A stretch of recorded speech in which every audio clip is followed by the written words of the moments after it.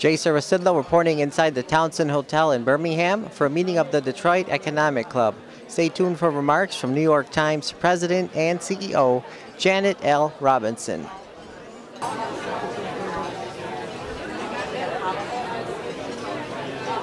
So I'll just stop talking up here and get on with the program and turn it over to our presiding officer. Please join me in welcoming our presiding officer today, Tom Dekar, Vice Chairman and Regional Managing Principal of the North Central Region of Deloitte LLP.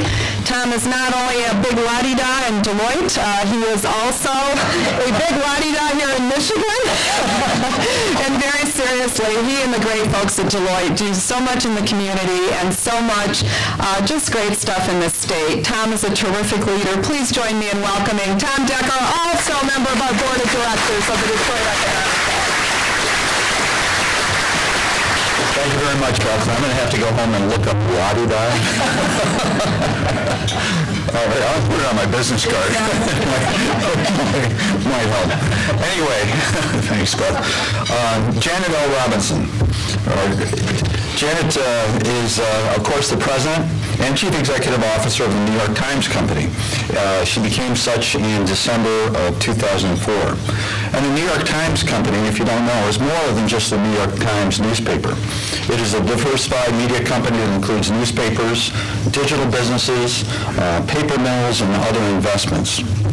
As CEO, Ms. Robinson has primary responsibility for overseeing and coordinating all of the company's operations and business units, and for working closely with the chairman to chart the future direction of the company. Prior to being CEO, she served as Chief Operating Officer and Executive Vice President. From 2001 until 2004, Ms. Robinson was the Senior Vice President of Newspaper Operations for the New York Times Company. In that role, she led the operation of all the company's newspaper properties, which included the New York Times, the Boston Globe, the International Herald Tribune, and other regional newspapers. She also held the position as President and General Manager of the New York Times newspaper from 1996 until 2004. During her tenure, Ms. Robinson has accelerated the growth of advertising and circulation revenue for all of the properties, improved profit margins through expense controls, operating efficiencies, and pricing initiatives, oversaw the completion of the Times conversion to color and section expansion. She also developed and implemented the national extended distribution of the newspaper and transitioned from an era of print journalism into one in which the New York Times Company distributes news and information in an increasing array of media. Early in her career, Ms. Robinson held the positions of increasing responsibility in advertising, sales, and marketing for the Women's Magazine Group, the Golf Digest, and Tennis Magazine. Ms. Robinson serves on the board of directors of a variety of professional and community organizations.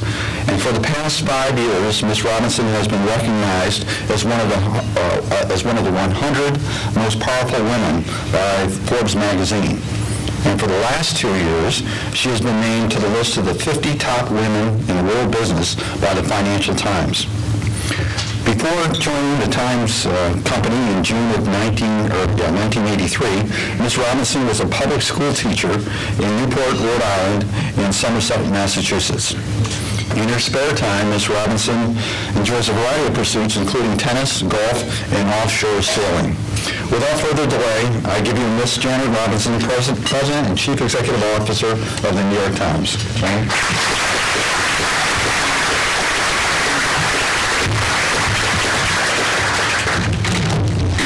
Thank you, Tom, for that kind introduction. My mother would have loved that.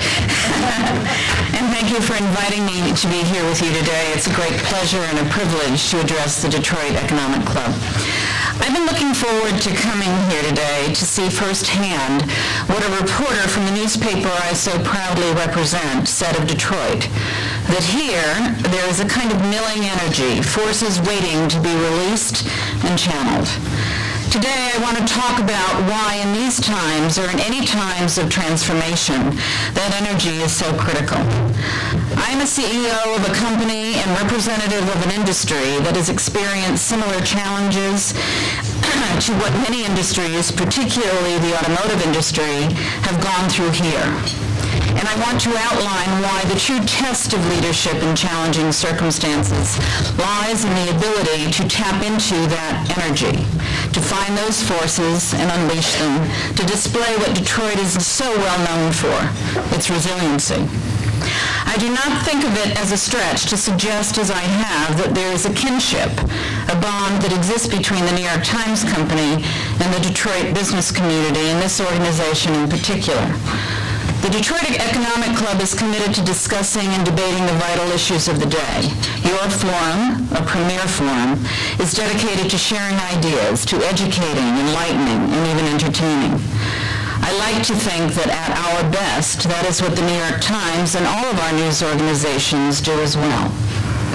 That is the public service we all provide, and the result of that public service is, without a doubt, a more informed citizenry, an engaged society, fostering a more vibrant democracy. I do believe, however, that our common bond extends beyond that. It extends beyond the Detroit Economic Club and to the city of Detroit itself, and to the entire business community and its leadership. As I prepared for today, it occurred to me that we both, in our own ways, sometimes big and sometimes small, do not just inform a democracy, we help define it. We help define American freedom. Both the city of Detroit and the New York Times are in our own way legacies. Your citizens, your business community, and our readers and users feel an emotional attachment that has existed for some time. And at the risk of hyperbole, let me explain. On September 18th of 1851, the very first issue of the newspaper that is now known as the New York Times, those editors wrote what they called a word about ourselves. It concluded, quote, "We hope to make the Daily Times acceptable to the great mass of our people, and shall spare no effort to do so. We hope to show in due course of time that we have not failed in our promise or disappointed any just expectations." The founders of the newspaper saw an expanding market. They saw that there was no newspaper aimed at a growing number of readers.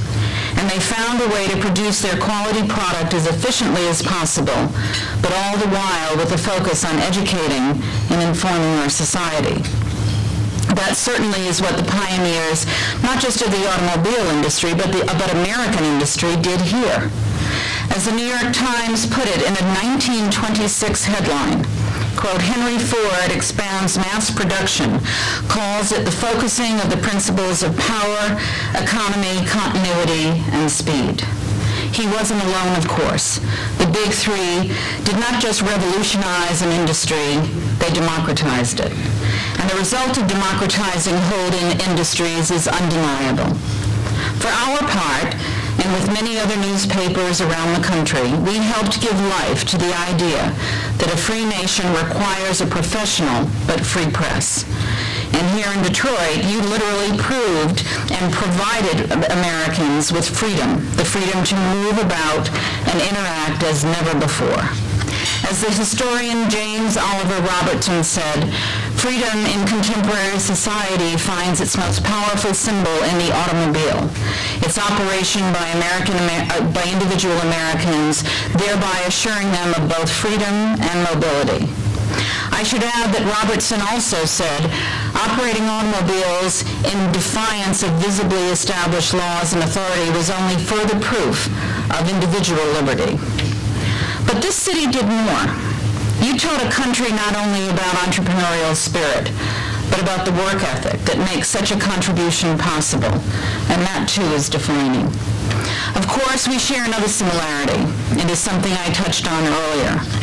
It is that great historic contributions, iconic status, and brand loyalty do not shield you from the challenges of a dramatically changing economy and from a changing world. That past success is no guarantee of future success. In fact, more often than not, relying on legacy can limit and even destroy potential success.